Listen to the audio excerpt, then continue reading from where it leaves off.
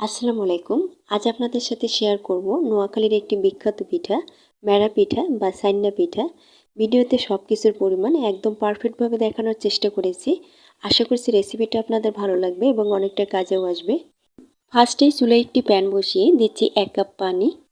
এরপর দিচ্ছি 1/4 চা চামচ লবণ। মিষ্টি খাবারে সামান্য লবণ দিলে টেস্টটা ভালো আসে। এরপর দিচ্ছি 1 কাপ খেজুরের গুড়। এখানে পরিমাপটা খেয়াল রাখবেন, আমি যতটুকু পানি নিয়েছি ঠিক ততটুকুই কিন্তু গুড় অ্যাড করেছি। এখন নেড়ে চেড়ে গুড়টাকে একটু গলিয়ে নেব। কিছুক্ষণ নেড়ে চেড়ে নেওয়ার পর দেখতেই পাচ্ছেন গুড়টা কিন্তু সুন্দরভাবে গলে গিয়েছে। এখন দিয়ে দিচ্ছি 1/2 কাপ কোরানো নারকেল। এখানে নারকেলের পরিমাণ আপনারা ইচ্ছে করলে বাড়িয়েও নিতে পারবেন। আর নারকেলটাকে চেষ্টা করবেন ছোট টুকরো করে কেটে নিতে, এতে করে কিন্তু পিঠাগুলো খেতে অনেক ভালো লাগবে। কোরানো নারকেলটা আমার ঘরে সংরক্ষণ করা ছিল, তাই এটাই ব্যবহার করেছি। নারিকেল দেওয়ার পর ঢাকনা দিয়ে ঢেকে পানিটাকে ভালো করে বলক তুলে নিয়েছি। আর এখানে পানিটাকে কিন্তু অবশ্যই ভালো করে ফুটিয়ে নিতে হবে। তবে আবার অতিরিক্ত সময় নিয়ে প্যানটাকে খোলা রেখে পানিটাকে ফুটাতে যাবেন না, এতে করে কিন্তু পানিটা শুকিয়ে যাবে এবং মিষ্টির পরিমাণটাও কড়া হয়ে যাবে। এখানে আমি 2 কাপ কেনা শুকনা চালের গুঁড়া দিয়ে দিচ্ছি। আর এখানে পরিমাপটা খেয়াল রাখবেন, আমি যতটুকু পানি এবং গুড় অ্যাড করেছি তার ডাবল কিন্তু এখানে চালের গুঁড়াটা নিয়েছি।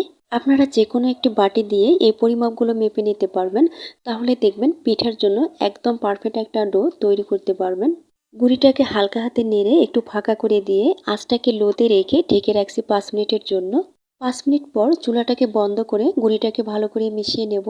আর এই কাজটা আমি চুলাতেই করে নিচ্ছি, কারণ প্যানটা গরম থাকা অবস্থায় মিশিয়ে নিলে দেখা যায় গুঁড়িটা সহজেই মেশানো যায়। আর চুলাটা কিন্তু আমার বন্ধই আছে।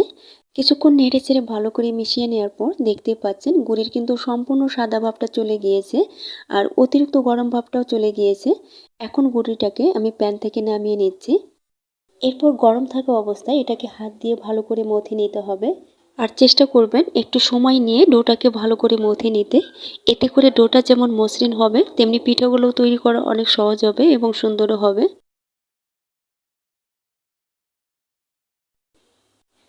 ডোটাকে এভাবে চেপে চেপে ভালো করে মথে নেওয়ার কারণে দেখতেই পাচ্ছেন একদম স্মুথ একটা ডো তৈরি হয়েছে। এখন আপনার পছন্দ মতো পিঠাগুলোকে কতটুকু ছোট বা বড় করবেন সে অনুযায়ী লেচি কেটে নিতে হবে।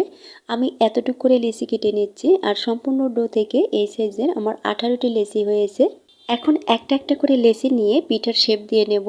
আর এই সময় অবশ্যই বাকি লেচিগুলোকে ঢেকে রাখতে হবে। আর আমার মনে হয় ম্যারা পিঠার এই শেপটা একেবারে সহজ, এটা কম বেশি সবাই পারে। প্রথমে এটাকে গোল শেপ দিয়ে বলার মতো করতে হবে, এরপর হালকা হাতে ঘুরিয়ে নিলেই দেখবেন সুন্দর একটা শেপ তৈরি হবে। এভাবে আমি সবগুলো পিঠাই রেডি করে নেব। আপনাদের সুবিধার জন্য আমি আরও একটি পিঠা তৈরি করে দেখাচ্ছি। সবগুলো লেচি পিঠার শেপ দিয়ে নিয়েছি। এখন চলে যাচ্ছি চুলায়। চুলায় একটা পাতিলে অল্প করে কিছুটা পানি বসিয়েছি। পানিটা গরম হয়ে আসলে এর উপরে ছাঁকনি বসিয়ে এর উপরে পিঠাগুলোকে দিয়ে দিচ্ছি। আমি সবগুলো পিঠা একসাথেই দিয়েছি। এখন আঁচটাকে মিডিয়াম করে ঢেকে রাখবো 20 মিনিটের জন্য। আর ঢাকনাটাকে ভালো করে চেপে বসিয়ে দেবেন যেন ভেতরের ভাপটা বেরিয়ে আসতে না পারে। 20 মিনিট পর ঢাকনাটা উঠিয়ে নিচ্ছি। দেখতেই পাচ্ছেন পিঠাগুলো দেখেই কিন্তু বোঝা যাচ্ছে সুন্দরভাবে হয়েছে। তারপরেও একটা স্টিক দিয়ে পরীক্ষা করে নিচ্ছি। ভেতর থেকে ক্লিন বেরিয়ে আসলে তাহলে বুঝবেন পিঠাগুলো সুন্দরভাবে হয়েছে। এখন পিঠার ছাঁকনিটাকে উঠিয়ে আপনাদের পরিবেশন করে দেখাচ্ছি। পিঠাগুলোকে আমি কিছুটা গরম থাকা অবস্থায় পরিবেশন করেছি আর দেখতেই পাচ্ছেন পিঠাগুলো কতটা সুন্দর হয়েছে। আর পিঠাগুলোকে এভাবে কেটেও মেহমানের সামনে পরিবেশন করতে পারেন, এতে করে কিন্তু ভেতরের যে নারকেল এটা ফুটে উঠবে এবং দেখতেও ভালো লাগবে। আর এই পিঠাগুলো কিন্তু ঠান্ডা খেতেই বেশি ভালো লাগে।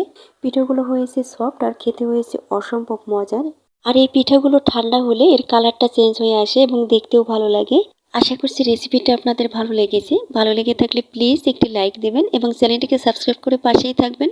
আজ এখানেই বিদায় নিচ্ছি। সবাই ভালো থাকবেন। আল্লাহ হাফেজ।